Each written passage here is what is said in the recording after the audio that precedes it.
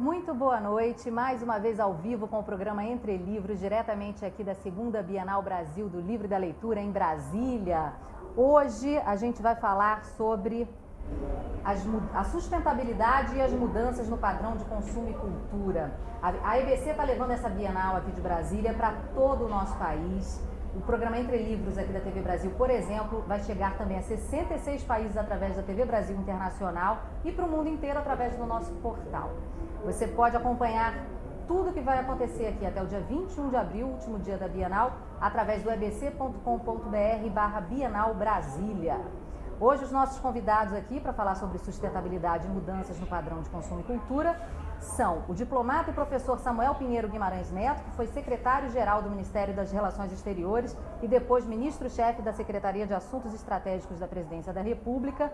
Ele também é autor do livro Desafios Brasileiros na Era dos Gigantes e também é professor dos novos diplomatas no Instituto Rio Branco, não é mesmo? Boa noite, seja bem-vindo. Boa noite. Temos também aqui uma das estrelas internacionais dessa Bienal, o escritor moçambicano Mia Couto, que é biólogo, não sei se todo mundo sabe, agora já estão sabendo, jornalista e um dos principais escritores de Moçambique e também de língua portuguesa, né? Não sou eu que digo, não. É o grande João Baldo Ribeiro, né? Aqui, por exemplo, ele está dizendo isso. E ele já foi reconhecido, esse talento já foi reconhecido, entre outras coisas, com o Prêmio Camões. Bom, o Mia, ele escreveu o romance A Confissão da Leoa e tantos outros e realizou também pesquisas em diversas áreas ambientais e é professor de ecologia também, né? Super avalizado para falar sobre esse assunto. E eu estou aqui também com o auxílio da Noélia Oliveira, que é repórter do portal da EBC. Boa noite, Noélia. E a EBC está no Twitter e no Facebook. Você que quer mandar sua pergunta aqui para os nossos entrevistados, pode enviar utilizando a hashtag EBC na Bienal.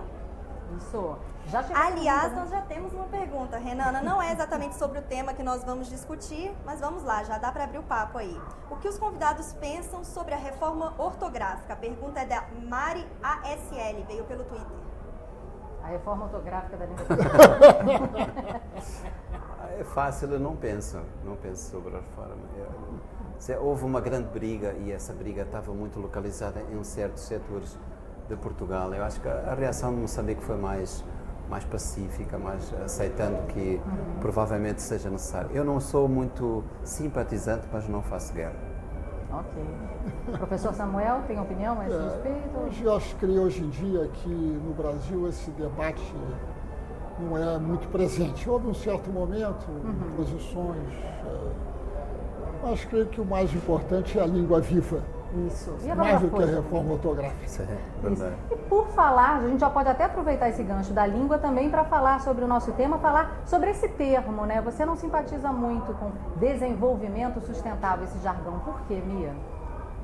Não, eu tenho algum receio que seja um modismo, quer dizer que a certa altura, ao importarmos essa retórica, esse discurso, não é?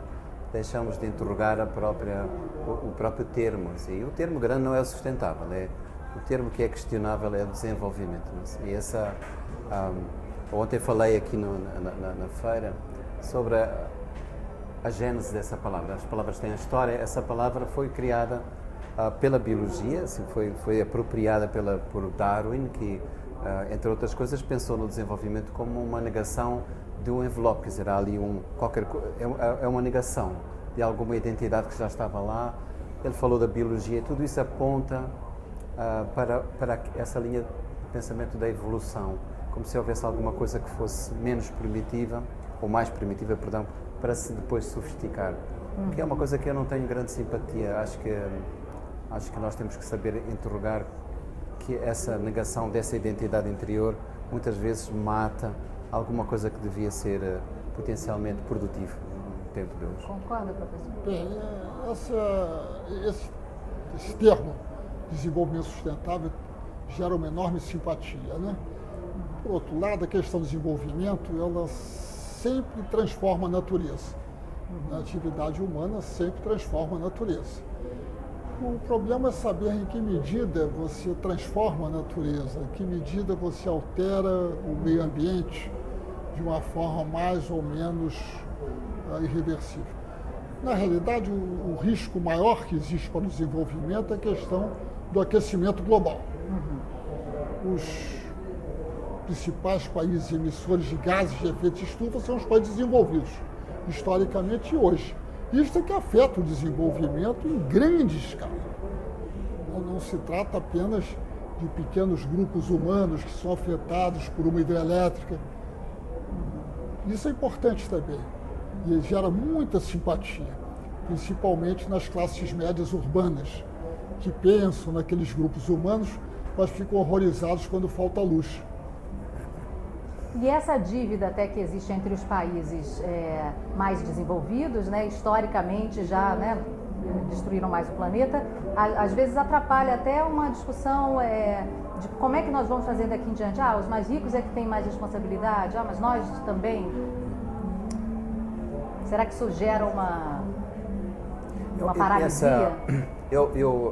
Parece que estou sempre colocando problemas em relação às palavras, mas a questão da dívida histórica colocou-se já antes, quando se discutia a questão da escravatura, da colonização, etc. E esta posição reivindicativa, eu não tenho grande simpatia por isto, porque sempre houve elites, eu falo do caso da África, sempre houve elites locais, sempre houve essa mão de dentro, que teve cumplicidade nisso. Então, quando se fala que a África reclama uma dívida, de uma dívida histórica, eu acho que a pergunta é qual África está reclamando? E se for paga essa dívida hoje, quem beneficia desse pagamento? Né? E a gente falando, né, porque o planeta ele já se recuperou aí de algumas catástrofes, né, de algumas coisas, o planeta Terra continua. Mas o ser humano é que corre o risco de desaparecer. Hoje, por exemplo, a gente está lamentando o desaparecimento físico, pelo menos, do grande Gabriel Garcia Marques, né, aos 87 anos, nos deixando. Mas em algum momento todos nós podemos desaparecer da face da Terra, né? Resta saber quem sentiria falta de nós, né? E o que a gente pode fazer para que nós não desapareçamos e, assim, os efeitos que já vão ser sentidos daqui a pouco, que já vêm sendo sentidos, serão sentidos de acordo com alguns relatórios da ONU, principalmente na África, né? Então, talvez a gente ficar esperando que os países do hemisfério norte comecem a fazer alguma coisa seria um erro? Quer falar? Fala. Não, veja, os países do hemisfério norte, historicamente, eu concordo com o Mia, que não é uma questão de ficar discutindo, mas esse é um acúmulo histórico de gases na atmosfera. Isso é um fato. E isso não por culpa deles, porque eles não sabiam que isso estava acontecendo, mas isso é um fato, né? E o desenvolvimento deles, principalmente, depende do uso de combustíveis fósseis. Petróleo, gás natural, carvão principalmente, que é grande emissor, né? Isso é a base da geração de energia elétrica e de todo o sistema industrial. Então, cabe a eles uma atitude, porque mesmo que nós, nos países subdesenvolvidos, economizássemos ao máximo, não resolveria o problema, porque as fontes é uma questão global, não é uma questão local. Nós não podemos resolver esse problema só no Brasil ou só na África, porque isso atinge todo o globo, né?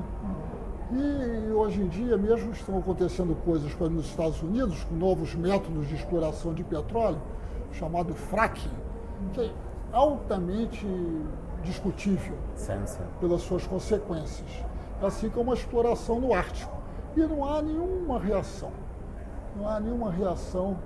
das organizações não governamentais em relação a isso. Estão todos silenciosos, porque não convém, digamos, espicaçar os seus patrocinadores. Agora, Mia, você até citou na sua apresentação ontem que em boa parte essa catástrofe que a gente tanto espera e tanto estuda já chegou, né? Sim, nós estamos fechando a porta ao leão, mas o leopardo já entrou pela janela, né? Porque para a grande maioria da população humana, não é preciso esperar por essa anunciada catástrofe. Já tem guerras, tem fomes, estão morrendo de coisas muito mais concretas. Não é? Uhum. E outra coisa que me parece que é importante dizer é que muitas vezes culpamos alguma coisa que é uma entidade que tem costas largas, né? que é o efeito estufa, que é a perda da biodiversidade, etc. Mas nem sempre essa é a verdade. Quer dizer, há causas muito mais próximas e que têm que ser imputadas responsabilidades a poderes políticos, não é? Quando o rio arrasta na sua inundação, quando a enxurrada faz desabamentos que levam casas e bairros inteiros, às vezes a culpa é da organização social, política, económica de um país. Eu falei agora há pouco da morte lamentável do Gabriel Garcia Marques e eu senti que você queria falar alguma coisa. Você como escritora, a gente gostaria de Muito saber. curioso, porque me parece que ele não morreu.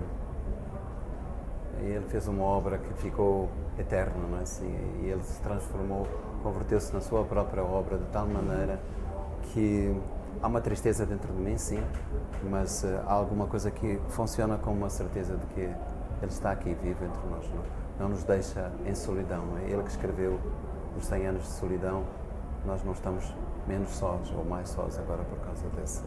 E ele também é um escritor muito engajado, né? Assim como você. Sim, eu acho que o exemplo que ele deu foi, primeiro como escritor, ele tornou viva e digna e reconhecida uma literatura que era da periferia, não é? A nossa, do Sul, não é? Que para ser entendida até tinha que ter um rótulo, não é? Era o tal realismo fantástico, assim. E ele colocou isso na ordem do mundo, assim, esse caminho que ele abriu para todos nós, não é? E esse empenho que ele teve em causas sociais, políticas, também me parece alguma coisa que tem que ser lembrado. Ele não foi só um escritor, foi um cidadão do mundo. Então, além da ficha ainda não ter caído muito bem, né, dessa perda, não é totalmente uma perda, né? A obra fica, né? A obra fica, sim. Ok. Vamos voltar então ao nosso tema, né? Sustentabilidade. Bom, no dia 13 de abril foi lançado um novo relatório do painel intergovernamental de especialistas sobre mudança climática, o IPCC, e lá está escrito o seguinte: seguindo o número atual de emissões de carbono, a temperatura média da Terra vai aumentar entre 3,7 graus e 4,8 graus centígrados até 2100. Que consequências esse aumento pode trazer para a nossa vida no planeta? Várias consequências, né? Primeiro, esse aumento da temperatura, ele tem um efeito, digamos, inicialmente sobre a agricultura, né? Sobre toda a atividade agrícola, sobre toda a vegetação, e o Mia, que é biólogo, pode falar muito melhor do que eu sobre isso. Mas, digamos, lugares que eram mais quentes se tornam ainda mais quentes, e lugares frios se tornam quentes. Talvez você possa ter cultivo de certas plantas em lugares onde hoje não se pode ter. Né? Então há toda uma alteração dos padrões de agricultura e possivelmente do comércio agrícola. Isso vai afetar a produtividade das lavouras, né? Depois isso afeta também toda a parte, você como biólogo, né? Toda a parte da fauna, porque da fauna e da flora, né? A alteração da temperatura, né? E você tem um efeito que é um efeito importante para certos países, que é o aquecimento dos oceanos. Os oceanos se aquecem, eles vão aumentando o nível médio da água, né? E há certos países que têm regiões muito baixas. E uma grande parte da população da Terra, em geral, vive no litoral. Né? Apesar dessa mudança não ser grande, para certos países é muito grande. Certos países podem desaparecer. Certas ilhas desaparecem. Agora, esse mesmo relatório, ele demonstra que a diminuição do aumento, houve uma diminuição desse aumento da temperatura. Esse aumento foi um pouco menor do que se esperava. A gente vai falar sobre isso, mas é depois do intervalo, que a gente tem que, infelizmente, ir para o intervalo e continuar o papo só daqui a pouquinho. É a EBC na 2ª Bienal Brasil do Livro e da Leitura em Brasília. Entre Livros de volta, diretamente aqui da 2ª Bienal Brasil do Livro e da Leitura, e eu hoje tenho aqui como convidados o professor Samuel Pinheiro Guimarães Neto e também o escritor moçambicano Mia Couto, aqui conversando com a gente. Estou também aqui com a Noélia Oliveira, que é do portal EBC, e a gente está conversando, e no último bloco eu deixei essa questão aí, né, que o relatório do IPCC disse que a temperatura não subiu tanto quanto se imaginava que subiria, esse calor... Isso não é uma boa notícia, né, Mia? É uma noticiazinha dentro, mas os cenários mesmo catastróficos, críticos, que haviam sido previstos, eles estão vindo aí, né? Sim, infelizmente é preciso estarmos atentos e termos isso como uma preocupação central. Eu não gosto muito do discurso catastrofista, não é assim? Essa coisa, a mensagem apocalíptica, que nos deixa numa condição em que entregamos essa solução desse problema que nos supera de tal maneira que tem que haver alguém que tem uma condição especial de nos salvar, não é? E a ideia de que a tecnologia e esse grupo de especialistas vai tratar do assunto, não é? E vai nos salvar. É preciso perceber que nós temos que pôr em causa alguma coisa que não seja só os modos de consumo, que é o título deste programa, mas também os modos de pensar, os modos de atuar, não é? Aquilo que é a nossa cultura impensada. Não é? Você acredita Quais que são a as gente coisas tem mais... que criar uma ecologia com um novo olhar, Mia? A ecologia, quando nasceu, propunha esse novo olhar e, sobretudo, propunha olhar a terra não como qualquer coisa que fosse nossa propriedade, um quintal que a gente dispõe, e propunha também uma relação com a terra sendo um organismo e não um mecanismo que engenheiros tratam. É um assunto de engenheiros, não é assim? É um assunto da fisiologia, do lado orgânico, não é? Que temos que pensar também. Você ontem contou no seminário Crises, né, com o professor Carlos Nobre, você contava que nas muitas línguas que existem em Moçambique não existe a palavra meio ambiente. Não. No entanto, né, e aí você, se não me engano, era uma equipe de suecos, né, que esteve lá e que, né, às vezes vem para trazer um conhecimento, e muitas vezes essas comunidades lidam melhor com a natureza do que a gente, né? Tem um pensamento de facto ecológico, no sentido que elas se olham a si mesmos sem separar isso que é a sua sociedade e a cultura daquilo que é a natureza. Não há maneira de olhar diferentemente esses dois universos. É um universo único. Elas sabem utilizar sem explorar. Sim, é preciso não romantizar, é preciso não mistificar essas comunidades como qualquer coisa que é folcloricamente correto ou qualquer coisa, porque também é preciso mudar esse universo. Mas há ali uma mensagem, há ali qualquer coisa que nós devíamos estar mais atentos. Uma mensagem que... E nós, que vivemos nesse meio industrializado, né, precisamos de luz elétrica, estamos conectados, né, não vivemos mais sem internet, como é que nós, nas nossas atitudes diárias, no nosso cotidiano, podemos contribuir para que o planeta não se destrua dessa maneira tão rápida? O professor? Eu acho que a nossa contribuição é relativamente pequena. A grande parte, no caso do aquecimento global, a grande parte dos gases que levam ao aquecimento global estão na construção civil, fabricação de cimento, estão na produção de energia elétrica e estão nos transportes. Então, nós, como indivíduos, não é? Temos, claro que a gente pode poupar um pouco, tentar reciclar, mas isso o impacto é relativamente pequeno. Não é muito grande como indivíduos, né? Que nós não podemos, como indivíduos, né, fazer com que os prédios sejam construídos de uma forma que eles consumam menos energia. Claro, na sua casa pessoal você pode fazer isso, mas a escala da economia é muito pequena, compreende? Então é algo que depende muito dos governos, dos estados, da legislação, que determina, vamos supor, por exemplo, que você privilegie o transporte público, coletivo ou o transporte privado. O transporte é o transporte peça-chave, uma peça-chave, né? Então, se você privilegia na legislação, mas não somos nós individualmente que podemos fazer isso. Né? Deixa eu ver se eu estou entendendo. Então, a gente precisa saber mais votar do que usar aquela eco bag, aquela sacolinha reciclável. É mais importante saber escolher quem tem uma preocupação maior com o que está acontecendo no planeta e propostas. Sim.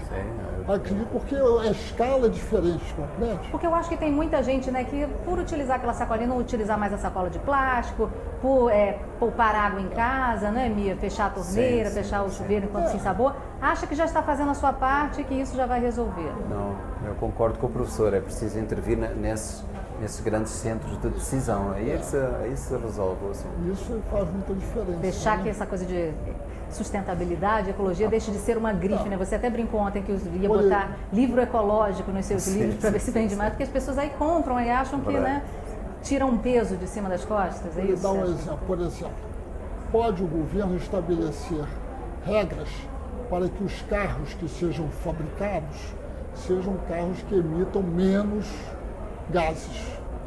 Mas então não podemos nós vamos comprar o carro que existe no mercado. Nós não podemos modificar o carro, né? Então cabe ao governo, portanto, ao voto, né, que adote o governo, o Congresso, o governo lato sensu, adote a legislação necessária para que haja economia de energia, economia na emissão de gases e assim por diante. Como fazer, então, esse redesenho entre os seres humanos e a natureza dessa fronteira? Como redesenhar essas fronteiras? Eu acho que nós estamos percebendo que essa ausência de fronteira entre um mundo chamado mundo natural, o mundo social, construído pelo homem, é qualquer coisa que precisamos reconquistar. Nós vemos-nos como o centro, como os donos, como o topo, não é, da cadeia, e isso me parece que há uma sugestão forte vinda da disciplina da ecologia enquanto ciência, não é? E vinda também desses outros povos que têm outras concepções do mundo. É preciso estar disponível para escutar. Eu acho que um grande problema é que nós deixamos de escutar os outros que pensam diferente e que têm uma filosofia diferente, e é preciso estar atentos, porque a nossa cultura, isto está tudo junto, estamos sempre falando da mesma coisa, não é? Esta arrogância cultural que fez que olhássemos que a natureza é qualquer coisa que é olhada simplesmente como um recurso que nos pertence ou que nos cabe a nós gerir, tem que ser posta em causa. E é a mesma arrogância do ponto de vista cultural, não é? Mia, a gente já teve várias conferências intergovernamentais, a gente já falou muito sobre esse assunto, né? Em dezembro de 2014, agora em dezembro, a gente vai ter mais uma no Peru. Por que é tão difícil produzir um acordo para a sustentabilidade no nosso mundo? E será que a literatura, e eu falo com o escritor, a literatura pode ser uma ferramenta de engajamento? Você encara ela assim? Sim, começando por a primeira parte da pergunta, né? Por que é tão difícil? É preciso perguntar a esses governos, né? Por que há aí um discurso cheio de conflito, não é? Com contradições interiores enormes, não é? Assim, porque me parece que sabemos de quem estamos a falar, não é? Quem se recusa a assinar o acordo de Kyoto, isso, mas não se recusa só a fazer isso, não é? Algum outro olhar sobre o mundo, sobre o resto do mundo, que me parece que tem que ser alterado nessa relação entre essas grandes potências e o resto. A literatura pode pouco, assim, mas pode, sobretudo, mostrar que é possível sonhar, é possível continuarmos seduzidos por um outro modo de pensar e de viver. Acho que isso sim, esse convite a sonhar a literatura pode fazer. E aí a gente hoje, né, perde, né, um pouco dessa força com a perda de Gabriel Garcia Marques, mas ainda temos você, temos outros escritores também, que outros você... E os livros dele é preciso fazê-los manter vivos, quer dizer, essa obra dele tem que ser conhecida, tem que ser divulgada, essa não podemos deixar morrer. E você tinha uma amizade... Nunca o conheci. Nunca o conheceu pessoalmente? Não, pessoalmente. O ano passado eu fui à Colômbia, uma feira do livro, e fui a Cartagena, onde ele estava, em casa, e os escritores queriam organizar uma visita, assim, uma coisa de deferência, mas a família não quis, porque ele já não estava bem. Que pena, né? Tive muita pena, sim. O que você mais admira na obra dele? E você falou dos 100 anos de solidão, que outros você indicaria, principalmente para quem está assistindo a gente agora e está começando a se interessar pela obra dele? É toda uma obra, assim, é como se ele estivesse escrevendo só uma única coisa, não é? Gosto muito do Ninguém Escreve ao Coronel, não é? Gosto muito, desde o primeiro a Revoada, tudo isso tem que ser lido. Mas o que eu acho que ele fez foi deixar entrar esta coisa efervescente que é a vida dos nossos países, não é? Coisa cheia de cores, não é? Que é a nossa natureza. Ele deixou entrar na literatura com uma grande licença, digamos assim. Isso antes dele não era assim. Tínhamos que parecer europeus e filtrávamos muito, e ele abriu essa porta. Então acho que é um momento para todos nós homenagearmos ele relendo a obra ou começando a ler, né? Fica aí a dica para todo mundo. Infelizmente nosso tempo acabou, né? Falamos um pouco sobre esse assunto, que é um assunto que a gente tem que aprofundar, e mais do que falar, a gente tem que começar a tomar atitudes, né? Partir para a prática, concordam? Acho que é isso, né? Muito obrigada, professor Samuel. Muito obrigada, Mia Couto. Mia, né, tem esse apelido Mia porque gostava muito de gatos. Compartilho dessa paixão com você. Muito obrigada, Noélia. A gente amanhã está de volta aqui com mais um. A gente vai até o dia 21, sempre ao vivo, às 7h30 da noite, com Entre Livros. É a EBC, na 2ª Bienal Brasil do Livro e da Leitura, em Brasília. Até amanhã.